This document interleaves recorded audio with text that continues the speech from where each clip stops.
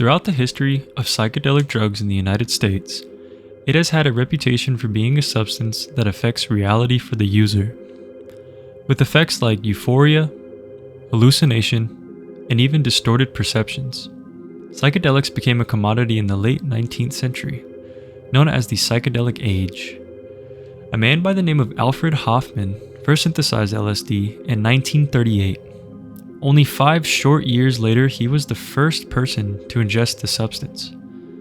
Exploration into psychedelics emerged from then on up until the 1970s, when the government put them into the Schedule I category of drugs, deeming them highly abusive with no accepted medical use. This did not stop researchers from revamping their endeavors, which leads us to where we are today. For many, psychedelics seem to be a recreational drug used at raves and parties to elicit an otherworldly experience. It takes over the brain and provides the user with a euphoric feeling. So, it is just a drug for parties, right?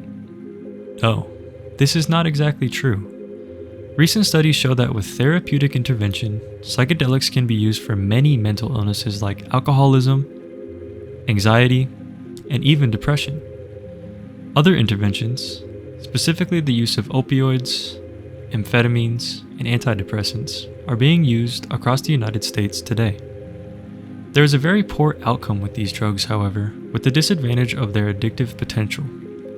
That is the extreme advantage of psychedelics, their ability to succeed in mental intervention but also have low rates of addictiveness. Recent iterations of psychedelics have been tested for their help with specific mental illnesses. The first drug mentioned is MDMA, which is being used along with MDMA-assisted psychotherapy in the treatment of severe post-traumatic stress disorder, or PTSD. Another type of psychedelic is psilocybin, which is used in the intervention of major depressive disorders. Researchers incline that this approach is much more beneficial, explaining it to be spiritual and confronting, rather than acting on pathophysiology or biological pathways in the body.